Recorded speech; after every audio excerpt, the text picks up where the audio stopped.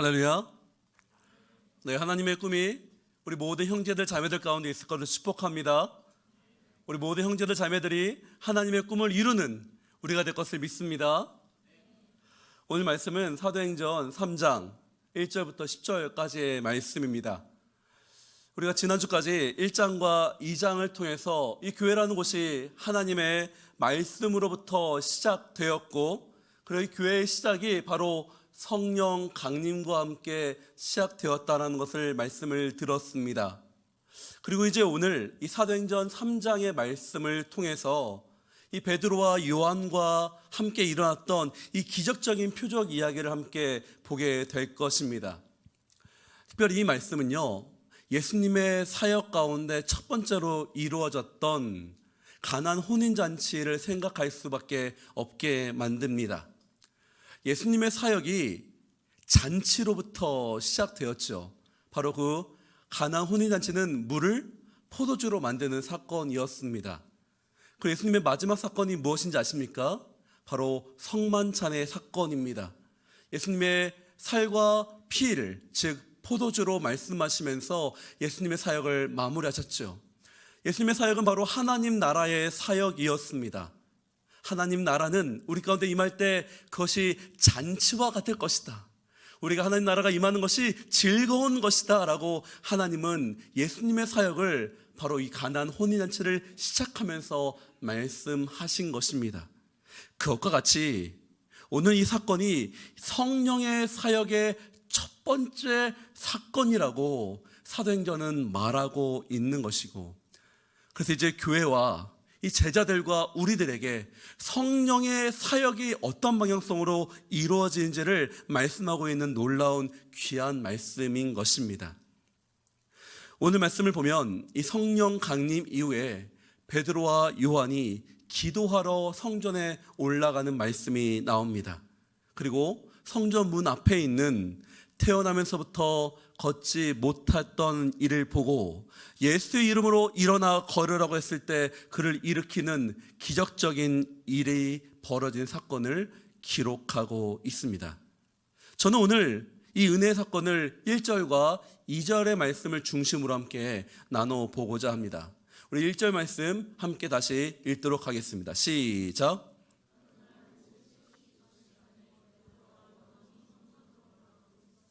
아멘. 어느 날, 이 어느 날이라고 굳이 이 누가는 어떤 특정한 날을 지정하지 않았습니다. 누가가 그것을 몰라서 그랬을까요? 아니요. 오순절이면 오순절이라고 명확하게 누가는 의사였기 때문에 명확한 날짜와 세부적인 것을 잘 이야기하는 사람이었습니다. 의도적으로 누가는 어느 날이라고 이야기한 것이죠.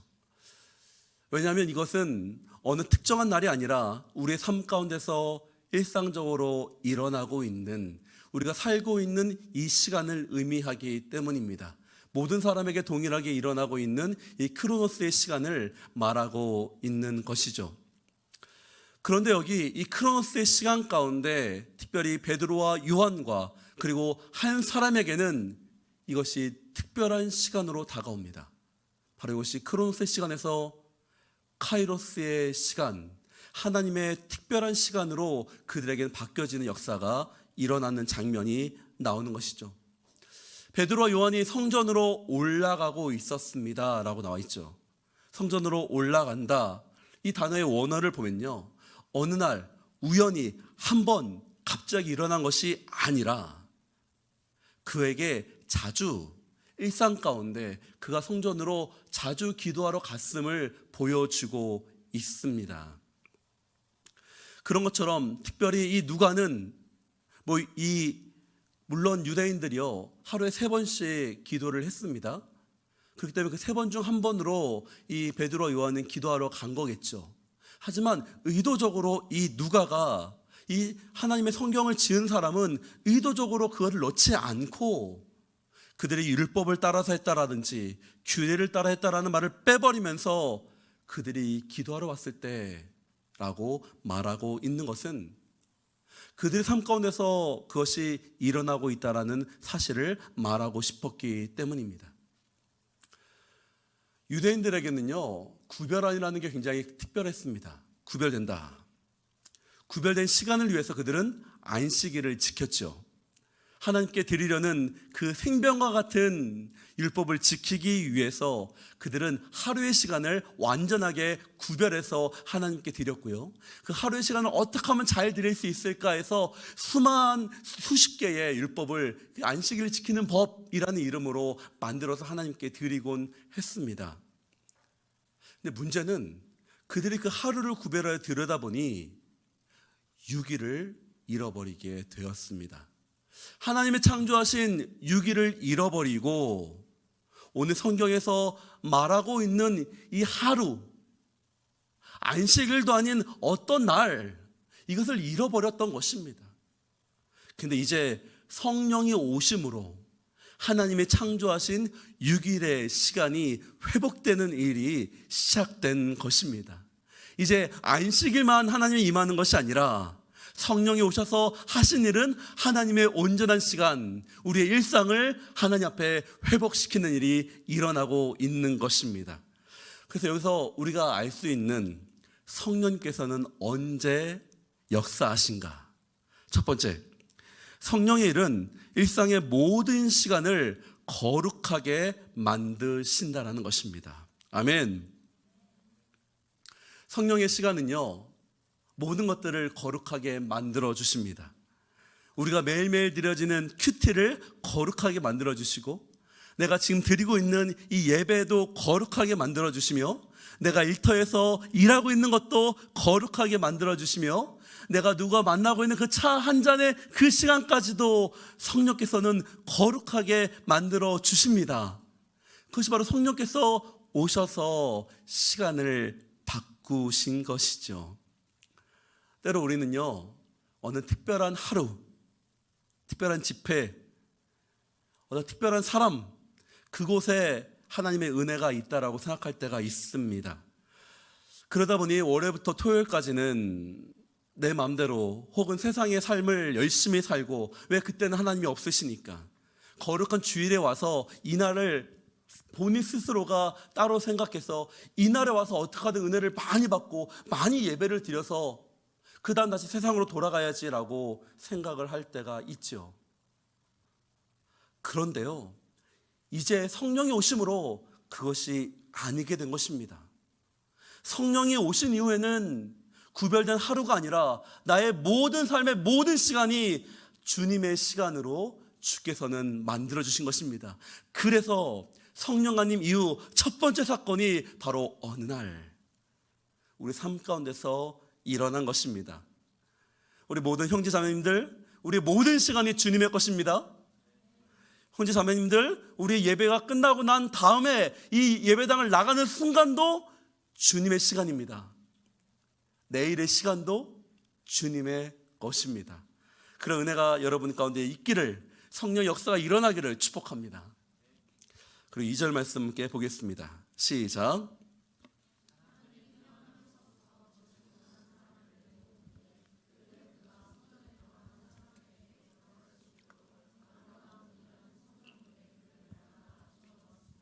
아멘. 성령의 역사는 어디서 시작될까요? 두 번째, 성령의 역사는요, 바로 성전문 앞에서 시작됩니다. 오늘 성경을 보면 성전문 앞에 그를 앉혀 놓았다라고 되어 있습니다.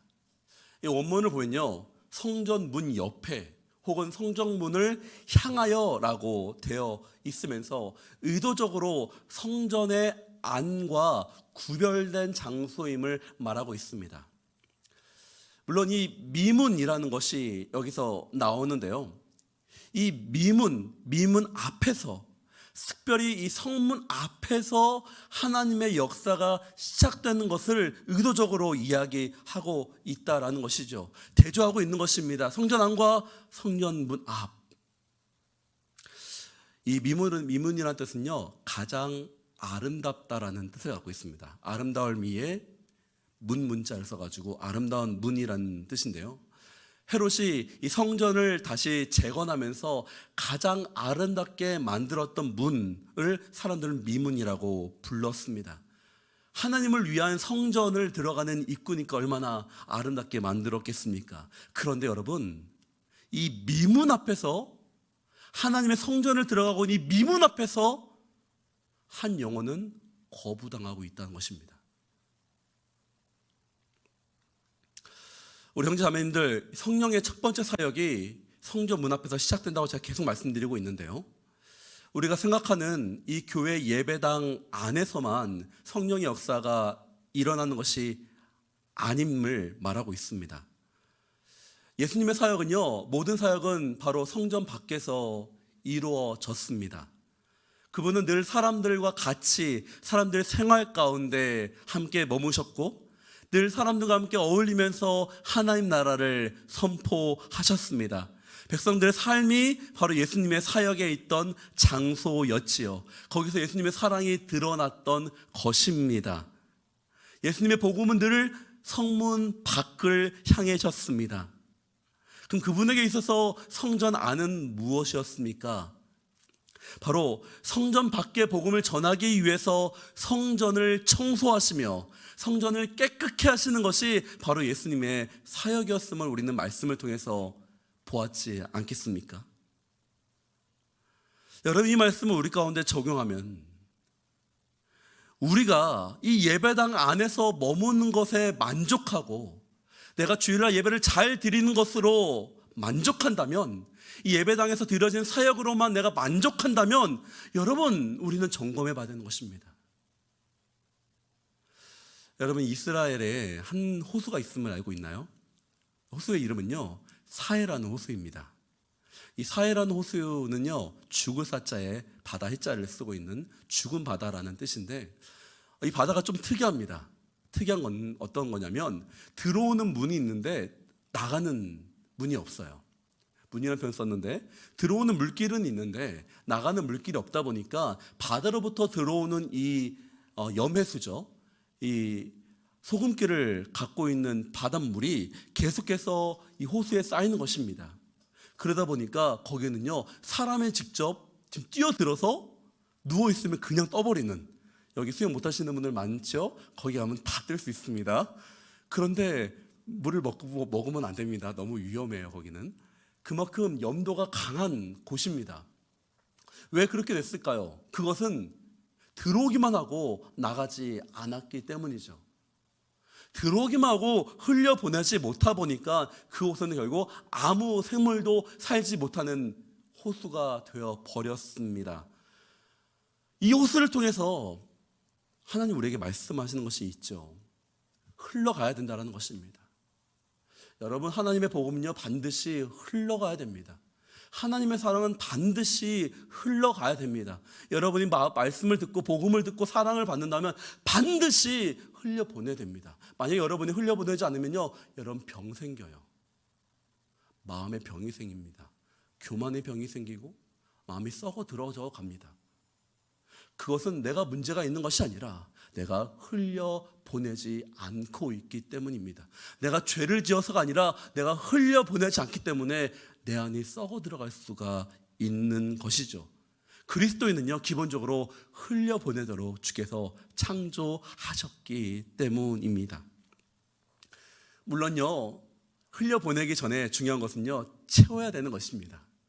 예수님도요, 3년의 시간 동안 제자들과 함께 머물고 그들을 가르치고 그들과 함께 살면서 하나님의 말씀을 그들에게 가르치면서 그의 마음을 가득 채우셨지요. 반드시 교회라는 곳을 통해서 우리가 훈련받고 성장하는 것이 분명히 필요합니다, 여러분. 그래서 훈련받기 위해서 우리가 하는 것이 무엇이죠? 큐티를 하죠. 그리고 1대를 합니다. 이것을 통해서 우리가 예수의 말씀을 배우고 1대를 하면서 평신도 사역이 무엇인지 우리가 나누는 법을 배우는 것이 1대1입니다. 그래서 여러분, 우리가 왜 이렇게 1대1을 강조하냐? 여러분으로 하여금 흘려보낼 수 있도록 하는 첫 번째 단계가 바로 1대1이기 때문입니다. 여러분 살리기 위해서 하라는 것입니다.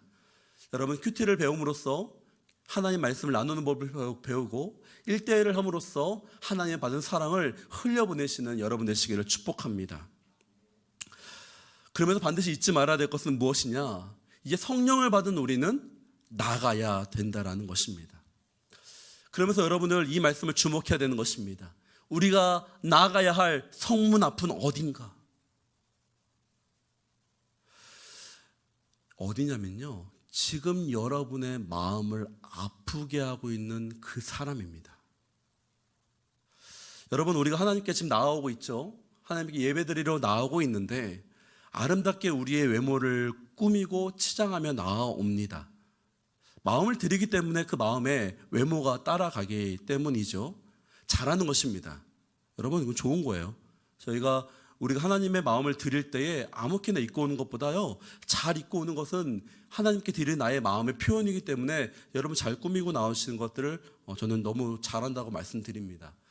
예전에 우리 부모님들 세대는요, 하나님께 나올 때, 요즘은 여러분 헌금할 때에 계좌이체 많이 하시죠. 근데 예전에 우리가 직접 현금을 들고 다니셨거든요. 그래서 우리 어머님들은 현금을 다리미로 다렸어요. 다리고 드렸습니다. 헌금을. 유별나다라고 할 수도 있겠지만 저는 그것을 굉장히 좋게 봅니다. 왜냐하면 하나님께 드릴 때 작은 돈이라도 정성스럽게 드리고 싶은 그 마음을 하나님께서는 받으시기 때문이죠. 외적인 것이 반드시 나쁘다는 것은 아니기 때문에, 외적인 것으로 자신의 마음을 표현하기 때문입니다. 그런데 이 외적으로 표현되는 것과 동시에 우리 마음의 성전을 여러분 보아야 됩니다. 나의 마음 문이 있는데, 여러분, 우리의 마음 문이 있습니다. 우리의 성전이 우리 마음 가운데 있습니다. 상상해 보십시오. 그런데 이 성전 앞에 누군가 앉아 있는 거예요. 우리 자신에게 자존감에 상처를 주고 나에게 무언가 나쁜 것을 준다는 사람들은 우리가 막지요. 내가 너한테 들어오지 말라고 합니다. 어떤 면들이 싫어서 결코 당신은 여기까지는 들어오면 안 돼라고 우리가 막을 때가 있습니다. 우리 성전 사진을 함께 제가 보도록 하겠는데요. 네, 이것이 성전의 기초적인 그림입니다. 성전의 입구를 들어가면요, 여인들이 머물 수 있는 곳, 이방인들이 머물 수 있는 곳, 이런 곳들이 있어요. 그 안에 쭉 들어가면 이제 지성소가 있는데요. 제가 여러분들에게 말씀드리고 싶은 것은 무엇이냐면, 이 지성소는 누가 있으셔야 되죠? 하나님이 있으셔야 됩니다. 여기에는 결코 나의 가정 마음의 중심에는 하나님이 반드시 있으셔야 됩니다. 그런데 이 여인의 뜰이나 나의 그 다른 지역들은 이거를 나의 마음으로 돌아본다면 내가 있어도 돼요. 내가 있어야죠, 거기에. 그리고 결혼을 한 사람이라면 결혼한 아내나 결혼한 남편이 거기 안에 있어야겠죠. 만약 결혼했는데 남편과 아내가 이 문 밖에 나와 있으면 그거 좀 곤란하겠죠, 여러분? 네. 자, 그런데 그렇다는 것은 누군가를 내 안에 들어온다라는 것이 굉장히 중요하다라는 것이죠. 만약에 이 성경에서는요, 예수님 믿는 것을 결혼으로 많이 비유하는데요. 그래서 예수님을 믿는다는 것은 내 마음 문 안에 예수께서 들어오시도록 허락하는 것입니다. 그리고 아까 말씀드렸던 것처럼 이 지성소 안까지 예수 그리스도를 모시며 사는 삶이 성령으로 충만한 삶이라고 성경은 말하고 있는 것이죠. 그렇다면 지금 나의 주변을 보면 내가 만나고 있는 수많은 사람들이 있는데, 그 많은 사람들은 어디에 들어와야 됩니까? 네, 나의 마음 가운데 뜰 안에는 들어와야 되는 것이죠. 거기서 교제하고, 거기서 삶을 나누고, 거기서 힘든 거 있으면 같이 기도할 수 있는 그런 사람들이 저 뜰 안에 들어옵니다. 자, 그런데 오늘 말씀을 보면 성전 문에도 들어오지 못하는 사람이 있는 것입니다. 여러분, 우리가 하나님의 교회입니다. 하나님 우리로 하여금 이 사랑을 나누도록 성전을 주시고 우리 마음 가운데 하나님의 성령을 주셨습니다. 그런데 지금 우리가 이 미문 앞에 앉아있는 사람처럼 누군가가 성전에 들어오고 싶은데 들어오지도 못하게 막아버리고 너는 안 돼 라고 이야기하고 있는 사람이 있습니까? 여러분, 그것은요, 우리가 마치 유대인처럼 그들을 막고 있는 것입니다. 우리 형제들 자매들, 우리가 순나눔을 하지요. 함께 사역을 합니다. 우리가 누군가를 만납니다. 분명히 다름도 있습니다. 불편함도 있습니다. 거기에 우리는 이미 성인이기 때문에 각자의 가치관과 기준이 있습니다. 그런데 여러분, 그 마음 문을 여십시오. 여러분 마음을 불편하게 하는 사람들을 들어오도록 하십시오. 물론 여러분의 중앙까지는 들어올 수 없겠죠. 하지만 그들로 하여금 마음 문을 열어서 마음의 뜰까지는 들어오게 하셔야 되는 것입니다. 그것이 왜냐하면 예수께서 우리를 구원하셔서 우리를 분리하라는 것이 아니라 서로의 아픔을 나누라고 그 일을 행하셨기 때문입니다. 여러분 문 앞에 나가십시오. 여러분 문 앞에 여러분이 만날 사람들이 있습니다. 자, 그렇다면 이 성령의 역사가 결국 누구에게 임하실까요? 세 번째, 이 성령의 역사는요, 바로 구원이 필요한 사람에게 임합니다. 오늘 2절에 보니까 한 인물이 등장합니다. 그는 태어나면서부터 걷지 못했던 사람이라고 되어 있습니다. 태어나면서 걷지 못한 사람, 그들에게 참 많은 제약이 있습니다. 어떤 제약이 있을까요? 첫 번째로 그는 율법으로 인해서 전혀 성전 안으로도 들어가 보지 못했던 사람이겠죠.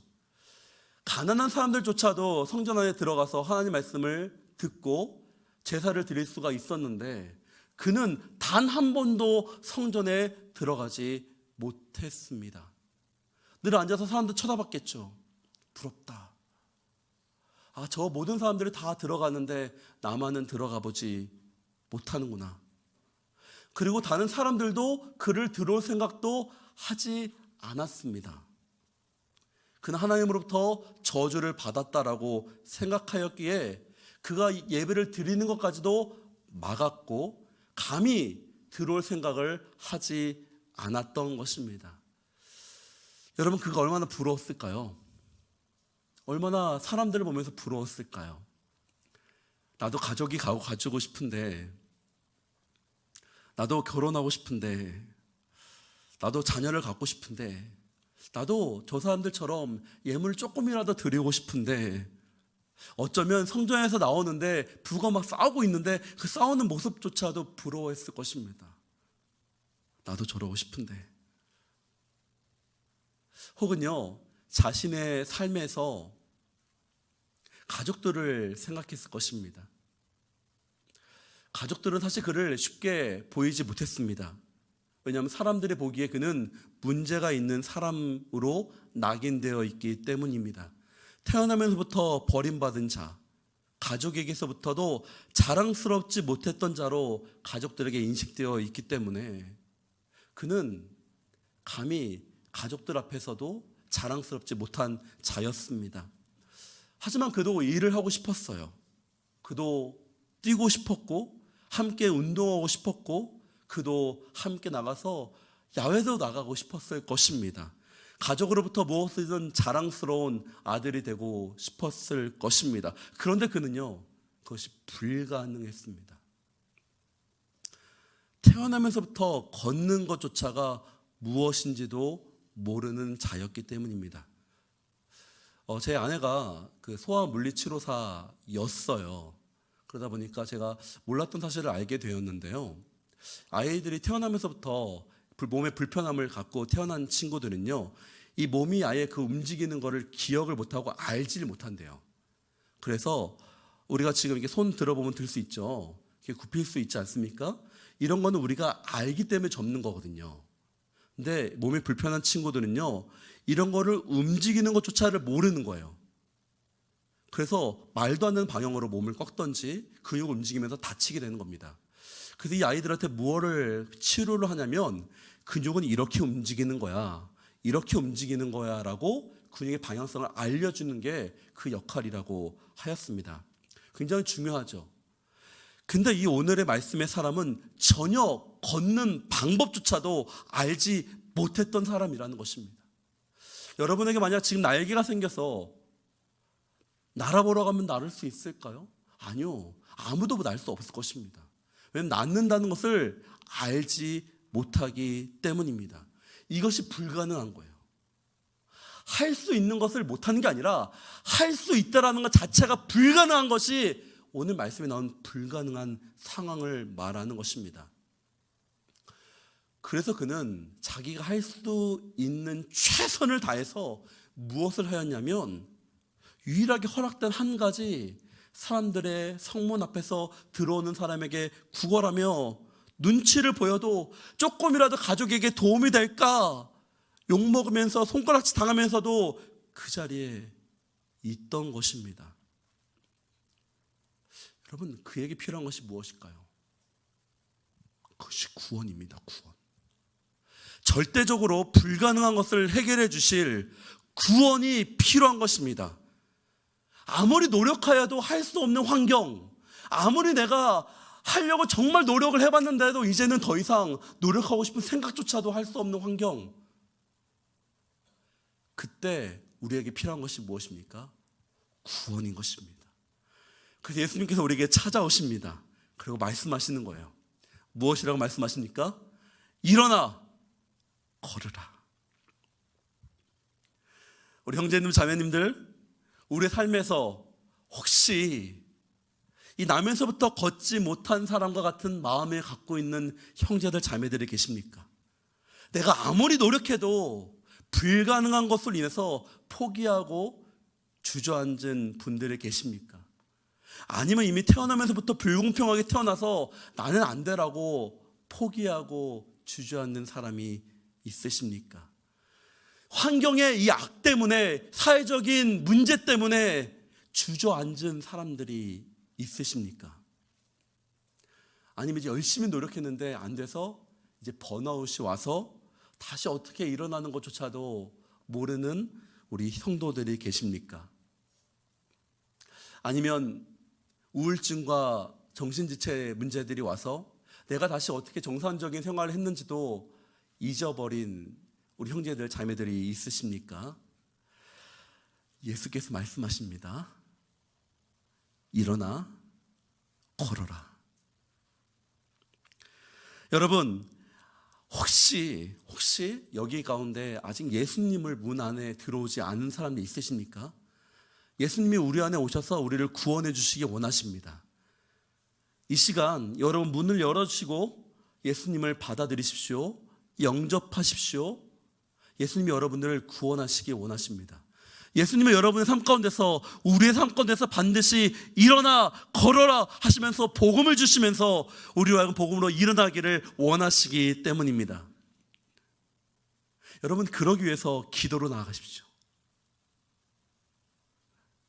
새벽기도 나오십시오. 혹은 일터에 미리 가서 기도하십시오. 제가 최근에 교제하고 있는 집사님으로부터 제가 도전을 받았어요. 어떤 도전이냐면, 본인은 이제 직장 생활을 하고 계시는데 9시에 보통 출근이라면 8시에 가신다는 거예요. 왜 8시에 가십니까? 그러니까 8시에 가서부터 혼자 묵상하고 기도하신다는 거예요. 와, 여러분 9시에 정각에 가서 묵상하지 마십시오. 저는 여러분들 꼭 말씀드려요. 우리 일하시는 분들 9시에 일터에 가서 큐티하지 마십시오. 그것은 일자리에 있는 그 사장의 시간을 여러분 도둑질하는 거예요. 그건 올바르지 않는 방법입니다. 미리 가서 여러분의 시간을 떼어서 하나님께 드리십시오. 그것이 성경적이고 그것이 올바른 것입니다. 여러분, 그렇게 하면서 하나님께 먼저 여러분의 시간을 드리십시오. 그래서 여러분을 하나님 만나십시오. 혹은 중보기도를 부탁하십시오. 제가 오늘 이제 예배 끝나면서부터 좀 기도를 하려고 합니다. 혹시 기도가 급하게 필요하신 분들은 예배 끝나고 저를 찾아오세요. 제가 앞에서 기다리겠습니다. 여러분들 위해서 기도해 줄 것입니다. 여러분의 우리 멘토님들이 계십니다. 멘토님들에게 전해서 기도해 달라고 하십시오. 성령님께서 어떠한 방법으로 여러분들에게 임하셔서 여러분 마음에 있는 낭망한 마음, 불평한 마음, 불가능한 것들을 기도를 통해서 일어나 걸으라 할 때 환경을 바꾸실 거를 믿고 나아가야 되지 않겠습니까? 아멘? 여러분 결혼할 것 믿으십니까? 아멘한 사람에게는 반드시 결혼할 능력이 있을 것 믿습니다. 한번 다시 물어볼까요? 결혼할 것 믿으십니까? 네, 각자 분명 다 하셨을 걸 믿습니다. 여러분 큐티 하시면서 여러분 말씀을 읽으시면서 하나님의 말씀으로 여러분 변화되기를 바랍니다. 자, 이제 마지막으로 말씀드리겠습니다. 누가 이 복음을 전하고 누가 이 복음을 하나님 앞에서 선포하겠습니까? 바로 네 번째, 구원을 받아 성령이 임한 자들에게 주님은 능력과 함께 복음을 전하라 하십니다. 만 9년 전에 저희 가정에 하나님이 한 자녀를 보내주셨습니다. 너무나 귀한 자녀였고요, 우리 너무나 감사했습니다. 그런데 이 아이가 태어나면서부터 아픔을 갖고 태어났습니다. 그래서 저희 가정 가운데 좀 많이 힘들었어요. 순간적으로 하나님, 어떻게 이런 일이 우리 가운데 있을 수 있습니까? 라는 마음의 어려움이 있었습니다. 근데 그 순간과 동시에 우리 하나님께 너무 감사했습니다. 왜 감사했냐면요, 만약에 이 아이가 다른 가정에 태어났다면 치료 시기를 굉장히 늦게 알았을 것 같다라는 마음이 들었습니다. 저희 아내가 아까 말씀드렸다시피 소아 물리치료 치료사다 보니까 이 아이가 아픈 것을 바로 알 수가 있어서 빨리 치료를 받을 수 있었거든요. 하나님 감사합니다. 그럼 만약에 이 아이가 믿지 않는 가정에 태어났다면 우리가 주는 사랑만큼 사랑을 받을 수 있었을까라는 생각도 들었습니다. 여러분, 아무것도 할 수 없는 아이죠. 스스로 자기가 치료를 받고 싶어도 받을 수 없는 아이입니다. 무력하고 의지도 없는 것이 갓난 아기입니다. 그런데 그 아이로 하여금 이미 구원을 은혜를 받을 수 있도록 준비하신 하나님이 계셨던 것입니다. 그리고 우리 부모로 하여금 성령을 미리 주셔서 이 아이를 사랑하도록 만들어주신 것이 바로 우리의 하나님인 것입니다. 우리에게 먼저 성령을 주사 우리로 하여금 먼저 예수를 믿게 하사 사랑의 마음과 인내를 알게 하시고 준비하게 하셔서 갓난아이를 구원해 주신 하나님을 감사하듯이 여러분의 삶에서 미리 여러분들이 지금 어려운 삶을 지나고 있을 수도 있습니다. 근데 여러분의 그 삶의 어려움을 하나님께서 구원해 주시고 이제 여러분이 만날 사람에게 여러분을 통해서 구원을 전달해 주실 하나님을 기대하시기 바랍니다. 여러분의 삶의 고난은 때로는 더 어려운 사람을 구원하기 위한 하나님의 허락하심이 있는 것입니다. 이제 많이 좋아졌어요, 우리 아이가. 그래서 얼마나 지금도 사실 치료는 받고 있거든요. 그래도 너무나 하나님께 감사했습니다. 여러분, 오늘 말씀의 베드로를 보면요, 이 베드로도 또한 굉장히 주저앉았던 사람입니다. 그는요, 예수님을 3번이나 부인했고요, 부인한 다음에 부활하신 주님을 보고도 너무 자책해서 나 예수님 안 되겠어, 나 못 따라가겠어 하면서 도망쳤던 사람이 이 베드로입니다. 그런데 그 베드로에게 예수님이 찾아가셔서 베드로야, 내가 너를 사람 낳는 어부가 되게 하겠다고 다시 그를 붙잡아 일으키십니다. 다시 사명을 주시면서 성령을 보내셔서 그런 능력을 갖게 하십니다. 그러다 보니까 그가 성전 문 앞에 있는 사람을 보았을 때에 자신과 같이 주저앉았던 사람이기에 그 사랑의 마음을 갖고 예수님처럼 그에게 말하는 것입니다. 나에게 금과 은은 없거니와 나사렛 예수 이름으로 가실까요? 시작. 일어나 걸어라. 아멘. 여러분, 여러분을 통해서 하나님께서 하나님의 복음을 전하기 원하십니다. 말씀을 정리하고 싶습니다. 여러분, 이제 우리가 이 구원을 받은 우리에게 어떤 일이 일어나냐면요, 8절 말씀 좀 함께 보도록 하겠습니다. 8절 말씀 시작.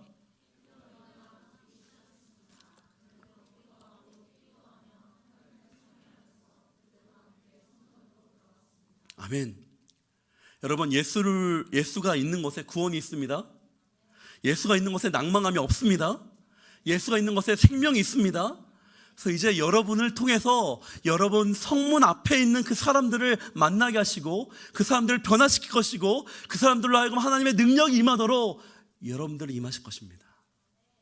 기대하십시오. 바로 오늘 이 시간부터 여러분에게 그런 일이 일어날 것입니다. 성령님이 지금 여러분을 사용하고 싶으십니다. 여러분, 그런 일을 소망하십시오. 그런 일이 일어날 것입니다. 기독교의 가장 큰 은혜는요, 내가 그 일을 하는 것이 아니라 예수의 영이신 성령이 오셔서 이 구원의 주체가 되어 주신다라는 것입니다. 여기 있는 모든 성도들에게 성령의 능력으로 예수의 능력이 매일매일 우리의 삶 가운데 우리 문 앞에 이루어질 것을 예수님의 이름으로 축복합니다. 기도하겠습니다. 하나님, 예수가 있는 곳에 구원이 있음을 믿습니다.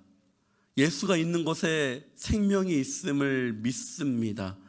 하나님, 이 시간 가운데 거룩한 하나님의 보좌 앞에 나온 우리 모든 지체들 한 명 한 명 붙잡아 주셨고, 이들에게 성령을 주사 생명의 통로가 되고 그걸 경험하는 우리가 되게 하여 주시옵소서.